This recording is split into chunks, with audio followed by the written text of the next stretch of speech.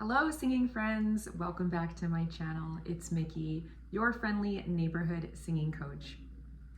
So I know all of you guys are waiting to hear when I'm gonna bring back my singing reaction videos, and they are coming. I'm very happy to announce I'm going to be starting up doing those videos again. So if you want me to react to a specific artist or song, please leave a comment below this video. I also am going to be bringing back my Patreon if you want some extra private videos.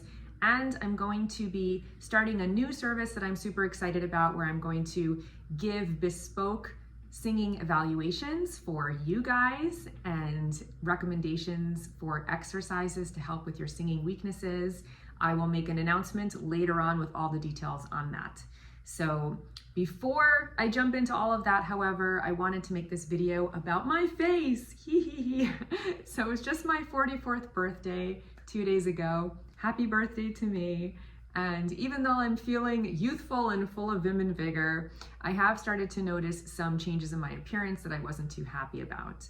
And I got filler in my face about a year ago, and I was very unhappy with the results. So I wanted to tell you guys about my decision to have it dissolved. And the reason I wanted to make a video on it is because I couldn't find a lot of information on Dissolver when I was looking into it for myself. And I think there's a lot of misinformation out there. So if I can do something to help people who are facing a similar dilemma, I wanted to come out and be as transparent as possible. Of course, it's a little bit embarrassing to admit having these things done. And there is a little bit of a hypocrisy and a struggle within me, because I always considered myself somebody who would age gracefully and naturally. And now that I've come to the point in my life where I've seen a lot of changes in my skin, I wasn't able to do that. And I'm a little bit disappointed in myself that I went out and had filler. And I think moving forward after having this experience, I probably will not get it again. And that's not to say that it's not right for some people. I think there's a lot of value in a lot of these treatments, and everybody needs to make that decision for themselves. And I'm not saying that in the future I might not try something else, but for now I've been turned off to it, and I think I'm gonna try to really have the willpower to just embrace the changes that are happening naturally with my face. So I had Juvederm put into my nasolabial folds and my smile lines, the parentheses around my mouth, about a year ago. And I also had Hylenex Kysse put in my upper lip, because I've always been self-conscious of how small my upper lip was. And I was very unhappy with the results. The Hylenex started migrating upwards and gave me like this unnatural puffiness around my top lip and made my lips look asymmetrical. So that migration is very common with fillers, and I'll talk about that a little bit more in a second. And then the Juvederm is very thick, because it has to be to kind of like hold its shape in the areas of your face that they would put it in. And so it encapsulated in my tissue. And it kind of turned into almost like a cyst, like my body treated it as this foreign object, and it didn't absorb at all. And it created these like big balls under my skin. And I'm gonna put up some pictures just so you can see what I'm talking about. I don't think it was that noticeable. I only put 1 syringe of each product in my face, which I think is like 1 milliliter, which is not that much. But because I have a pretty petite face and my skin is pretty thin, it was very noticeable to me. I don't think anybody's going around looking at my face that closely, the way that I scrutinize it and look at all the minor imperfections. But it certainly was noticeable to me, and I was very unhappy with it. And I could even feel it if I put my fingers inside of my mouth. My actual tissue feels very soft, and then when I would get to those pockets of filler, it felt very hard and encapsulated. So it was pretty gross and awful. And one of the things that I was really surprised about was when I went to get filler put in, and I just want to say that I'm not like criticizing the injectors. I had 2 different injectors, and I think they both did a really good job. They did exactly what they were supposed to do. They put it in the right like layer of my skin. It just didn't work for me because of how thin my skin is, and it didn't work for me. But that's not to say that they did anything wrong, or that it might not have worked better for somebody else. But I was told at the time that filler, because it's made of hyaluronic acid, which is present in your tissues naturally, would absorb and be metabolized by the body anywhere between 6 months and 18 months of putting it in. And come to find out, that's not really true. So obviously these products are pretty new, and they're being introduced new ones all the time. And we don't have these long-term studies to see what's going to happen because the beauty industry is moving so quickly and there's such a demand and there's so much profit being made. And they've only been around for like a decade or two, right? So we don't have these long-term studies of what happens to these fillers after 30 years, 40 years. Do they give you cancer? Like what other long-term consequences are there? We just don't know.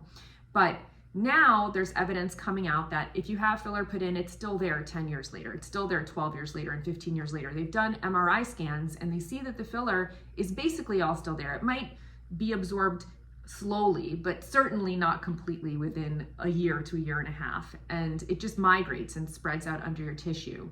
And so you end up having this really heavy looking face or looking very like pouchy or jowly or doughy. And you're seeing a lot of celebrities now coming out and having their fillers dissolved. And I think that that's very courageous. And I wish that more people would be transparent about what they've had done.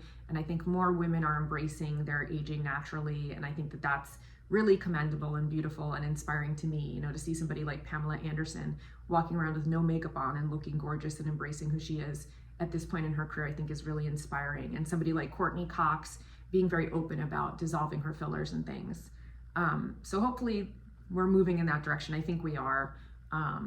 But I, you know, was under the misperception that my filler would absorb if I wasn't happy with it. And it was still there, all of it, a year later. So I wanted to get it dissolved and I looked into that, and there's a lot of fear around dissolver. So there's an enzyme called hyaluronidase that they can inject and it dissolves some types of filler, the ones that are hyaluronic acid based. There's some that are permanent that you can't dissolve, and thank God I didn't get those. But the ones that are hyaluronic acid based, like Juvederm, like Restylane, they inject this enzyme and it breaks it down. But Juvederm is thicker than other fillers because it's meant to be thicker to, you know, hold up the structure of certain parts of your face. So it takes more dissolver to get rid of it.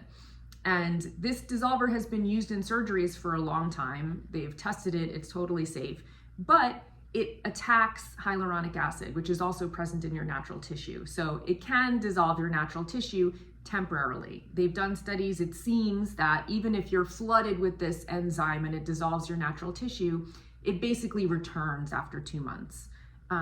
You know, and people are different, their bodies are different, they metabolize things differently, they produce collagen at different rates. So it might take a little bit longer, but it appears that even if you're overdosed with this stuff, it's not going to cause any long-term damage. However, there are people in Facebook groups that I joined while I was doing my research that seem to think that it can cause this systemic damage and be responsible for a lot of things that it really would seem very strange that it would cause this kind of systemic damage. I do think that you can be allergic to some of these things, or you can have a non-skilled practitioner who can put in way too much, and then of course that can lead to some deterioration of your tissues, but I believe that your body would replenish it anyway. But anyways, this is what I was looking at going into trying to find a dissolver. So it's a little bit scary. I didn't want to mess up my face further. But I did find somebody was recommended to me in my area. Her name is Linda Haybarek Agarwal. I hope I'm pronouncing her last name correctly. And she's at Salt and Sky Wellness in Ridgewood, New Jersey, and it's by Ho-Hocus. I'm in Tenafly, so it's very convenient to me. And the thing that appealed to me about her was that she uses ultrasound guided dissolving. So she can see where exactly the filler is in your face. It looks different than other tissues in the ultrasound, and then she can inject the dissolver directly into that area and do it very judiciously, very small amounts. So there's less of a risk of something going wrong. So I went to her and I was very, very happy with my results. It's not inexpensive. It was $500 for the initial consultation and 1 syringe of dissolver, which was like 1 milliliter again. And I had this big ball of filler that was right here underneath my lip. We injected it the first time. It didn't work because it's Juvederm and it's hard to dissolve. I came back again, and each additional syringe is $250. I think I spent in all dissolving my filler $1,500, which is not nothing. It's much more than I spent putting the filler in the first place, but that's on me. That's my stupidity. So, and I was very happy with the results. So I look like myself again, and I think that it was totally worth it. And she did a great job. So, you know, she injected it this again the second time and got rid of it. And then she also injected it into my parentheses and made them softer, really didn't dissolve it completely. And then I came back again and she dissolved these and did my nasolabial folds, and she cleaned up the top of my lip. So, you know, I think basically most of it is gone. There might be a little bit in there still, but I look very much like myself again. And I have signs of aging. I mean, I'm 44 at this point, you know, and I think one of the things that is causing people to freak out about dissolver is if you have a lot of filler in your face, it stretches out your tissue. And so then when you have the filler dissolved, your tissue is of course going to be more lax where the filler was. And eventually it'll snap back, you know, but people snap back at different rates and to different degrees. It's like when you're pregnant and, you know, some people's bodies snap back and they look like they never had a baby, and some people never look the same again, you know, so you're taking that risk when you get filler put in.